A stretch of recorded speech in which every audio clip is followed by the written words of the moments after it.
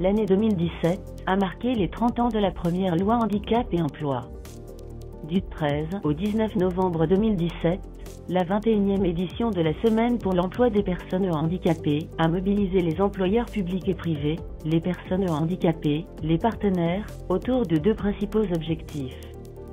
La mise en relation des demandeurs d'emploi en situation de handicap et les employeurs. L'évolution des mentalités et des idées reçues sur les handicaps.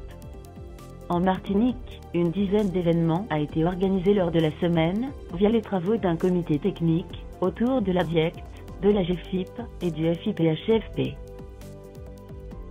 Parmi les événements phares de la semaine, on peut citer l'URAS et le CFA de la CCIM ont organisé des circuits de découverte des différents types de handicaps, auditifs, visuels et invisibles, pour sensibiliser les étudiants du CFA, afin de diminuer les préjugés et appréhender les difficultés rencontrées.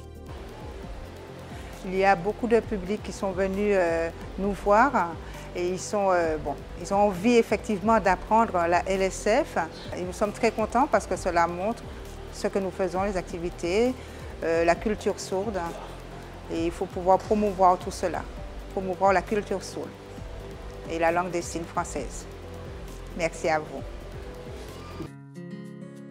Le CNFPT a de son côté mené une action de sensibilisation pour changer le regard sur le handicap au travail, à travers des ateliers de mise en situation, comme l'utilisation d'un fauteuil, d'une canne. Un important jeu de dating organisé par Cap Emploi a permis de réunir une trentaine d'employeurs publics et privés, et plus d'une centaine de personnes en situation de handicap. La manifestation a permis de présenter plus de 60 offres d'emploi et 13 recrutements directs ont été réalisés.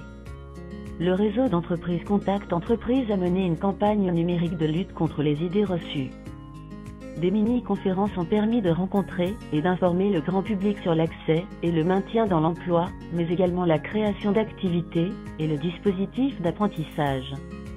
Enfin, plusieurs animations sportives et ludiques ont eu lieu au sein du salon Handivali. L'insertion professionnelle progresse en Martinique avec plus de 1000 personnes employées dans le public et le privé. Le chef d'entreprise a aussi tout intérêt à accompagner ces personnes dans un système, encore une fois, aménagé qui va lui permettre lui aussi de maintenir son activité, sa productivité. Il a aussi intérêt à mener une vraie politique de handicap et de sensibilisation en interne à son entreprise. Et certaines entreprises ont des politiques vraiment dynamiques en ce sens pour justement sensibiliser l'ensemble du corps de salariés. 30 ans après la première loi handicap et emploi, l'obligation d'emploi fixée à 6% reste éloignée de la cible. Aujourd'hui, 1800 personnes sont inscrites comme demandeurs d'emploi en situation de handicap à Pôle emploi. Soyons activateurs de progrès et poursuivons les efforts.